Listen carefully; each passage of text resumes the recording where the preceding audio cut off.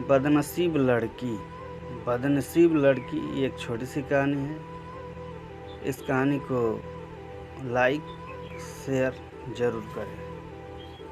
हो सके तो चैनल को सब्सक्राइब करें। पूरी कहानी देखने के बाद आपको यह कहानी कैसी लगी कमेंट करके कमेंट बॉक्स में ज़रूर बताएं। आज के परिवेश के हिसाब से इस दुनिया में लड़की होना ही जीवन को काफ़ी कठिन बना देता है। और जब आप दिखने में अच्छे ना हो, पढ़ाई लिखाई में भी अच्छे ना हो, तब सोचिए कठिनाई का लेवल क्या होता होगा। गरिमा बचपन से ही पढ़ाई लिखाई में कमज़ोर थी। रंग उसका सांवला था। चेहरे का नक्शा भी बाकी लड़कियों की तुलना में इतना खास न था। ऊपर से भगवान ने दांतों की बनावट भी टेढ़ी मेढ़ी दी थी। जब गरिमा छोटी थी तो बचपन में स्कूल के बच्चे चिढ़ाते, बड़ी हुई तो गली मोहल्ले के लोग उसे देखकर मुंह फेर लिया करते। कोई भी उसका दोस्त बनने के लिए तैयार न था। उसके रिश्तेदार भी कुछ खास उसे भाव नहीं दिया करते। बस एक उसकी माँ ही थी जिसे उसके सूरत या लुक्स से कोई फर्क नहीं पड़ता। माँ गरिमा से और गरिमा माँ से बहुत प्यार करती। दुनिया भर की आलोचनाओं को सहने की शक्ति थी माँ। गरिमा के लिए जब कोई उसे डफर बोल देता या जब कोई उसे बदसूरत बोल देता, जब गरिमा को शादी के लिए देखने आए लोग उसे बिना पसंद के लौट जाते, यहाँ तक कि जब खुद के पापा ही उसे मनहूस बोल देते, तब माँ ही तो थी जो उसे समझाती कि लोगों के बोलने से क्या होता है। तू मेरी प्यारी बेटी है। भगवान के किए इतने सारे अन्यायों के बावजूद गरिमा जीना सीख गई थी। वह खुश रहना सीख गई थी। जो भी गिने चुने लोग उसे बातें करते, उन्हें चुटकुले सुनाकर हंसाया करती और खुद भी ठहाके लगाकर हंसा करती।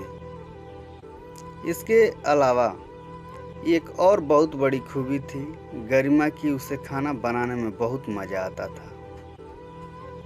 और ना सिर्फ खाना बनाने में मज़ा आता था, उसका बनाया खाना खाकर लोगों को जो स्वाद आता था वह उनको तृप्त कर जाता था। और यह उसमें अपने आप तो नहीं आया था। दुनिया के ठुकराए जाने के बाद उसने अपना सारा समय खाने की रेसिपीज की किताबें, रेडियो शोज और टीवी चैनल्स को समर्पित कर दिए थे। गरिमा की तारीफ तो कोई भी नहीं करता, लेकिन उसके हाथों के बने खाने की तारीफ वह हर व्यक्ति करता जो उसे चखता।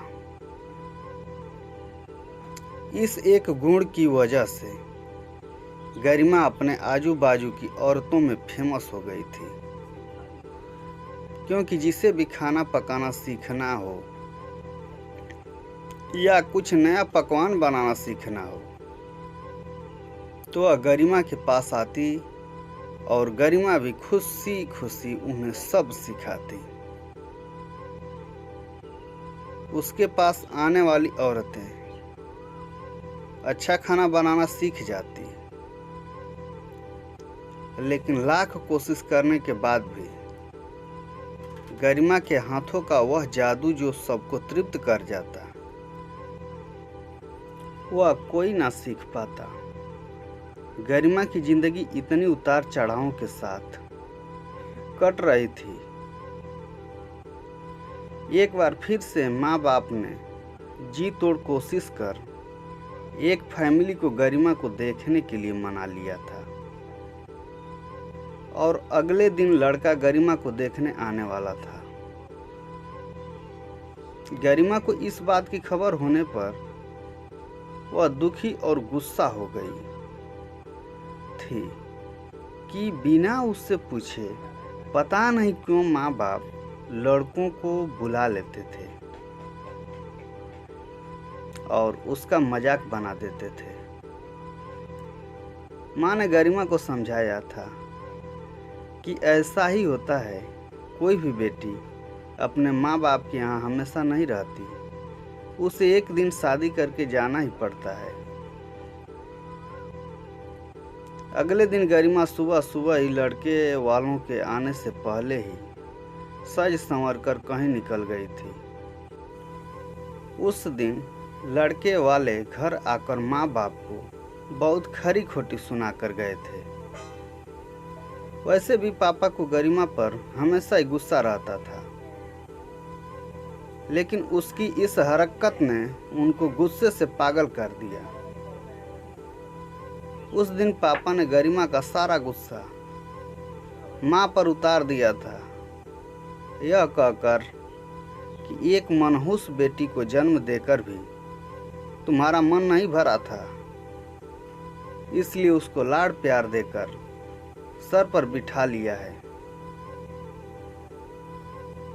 हमेशा अपनी बेटी के बारे में गलत बोलने वालों से नाराज रहने वाली माँ आज खुद गरिमा से नाराज हो गई थी और वह अब गरिमा के घर वापस आने की बेसब्री से राह देख रही थी ताकि अपना गुस्सा उस पर उतार सके।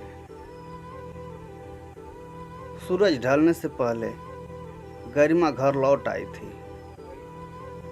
उसके चेहरे पर एक अजीब सी खुशी थी। हाथों में एक चेक था और एक सर्टिफिकेट भी। गरिमा माँ से कुछ कहना चाहती थी, लेकिन इससे पहले कि गरिमा अपने मुंह से एक भी शब्द कह पाती, माँ ने उसे खरी खोटी सुनाना शुरू कर दिया। गुस्से में माँ बोलते बोलते इतना कुछ बोल गई कि गरिमा ने कभी सपने में भी नहीं सोचा था।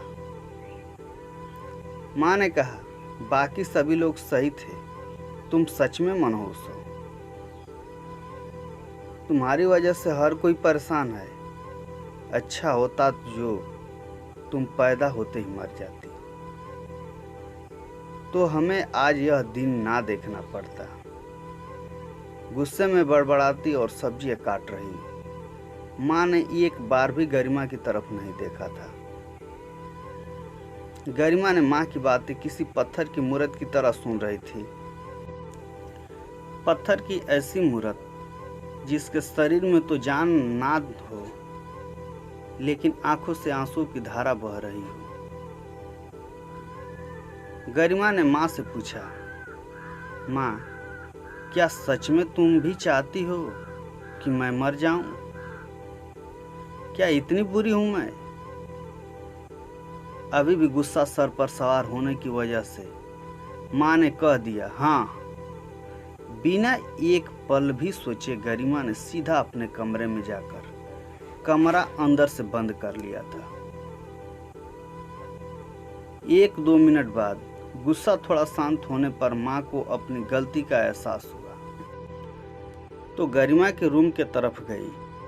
उन्हें पता चला कि गरिमा ने रूम को अंदर से बंद कर लिया है।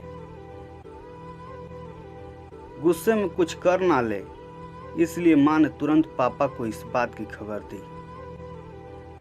दोनों ने काफी दरवाजा खोलने की कोशिश की, लेकिन जब नाकामयाब रहे तो दरवाजा तोड़ दिया।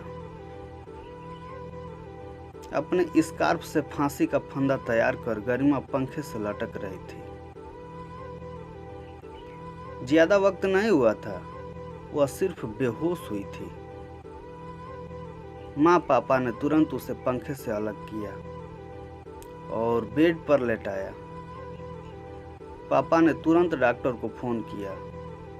तब माँ का ध्यान बेहोश पड़ी गरिमा के हाथ में पकड़ी एक चिट्ठी और पास ही में पड़े 5 लाख के चेक और 5 स्टार होटल में शेफ की नौकरी के लिए कन्फर्मेशन लेटर पर पड़ी, जो गरिमा अपने साथ लाई थी। माँ और पापा ने वह चिट्ठी खोलकर पढ़ी, जो उसने अभी अभी लिखी थी। चिट्ठी कुछ इस प्रकार थी।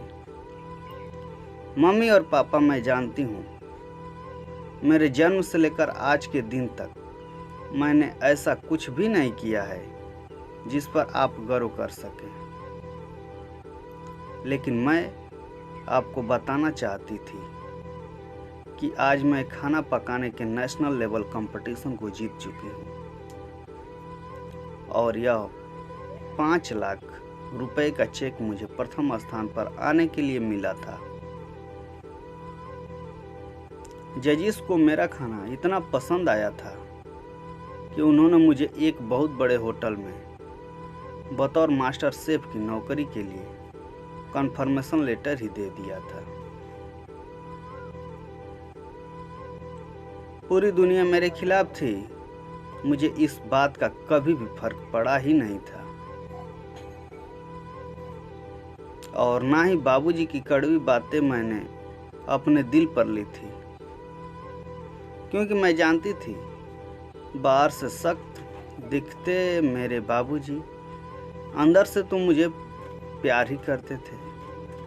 प्यार ना करते होते तो बिना मांगे मुझे कपड़े, मिठाइयाँ, पटाखे ये सब ना ला कर देते। माँ के प्यार को कोई क्या बयां कर सकता है। मेरी माँ मेरे लिए मेरी सारी दुनिया थी। जब माँ मेरे साथ होती तो मुझे किसी बात की परवाह ना होती थी। मेरी माँ मेरी थी, इसलिए मुझे किसी और की ज़रूरत ना थी।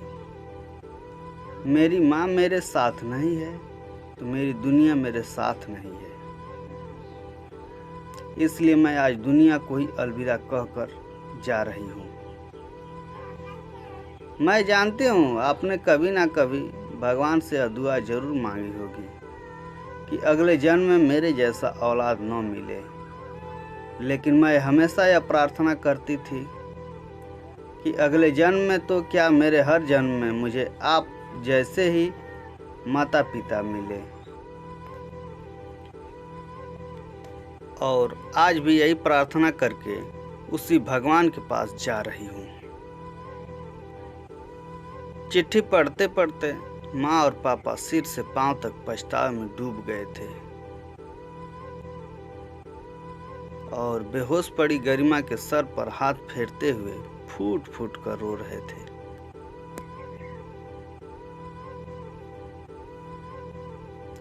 कहानी से सीख। आपको जाने अनजाने में किसी भी व्यक्ति को उसके बाहरी लुक्स जैसे चेहरे की अलग बनावट, हाथ पांव की अपंगता अथवा किसी प्रकार की विकृति की वजह से दिल नहीं दुखाना चाहिए। आपको यह कहानी कैसी लगी कमेंट करके जरूर बताएं। इस प्रकार की कहानियों के लिए हमारे चैनल को लाइक, सब्सक्राइब और शेयर जरूर करें। आपने अपना बहुमूल्य समय दिया, इसके लिए दिल की अनंत गहराइयों से आपका धन्यवाद।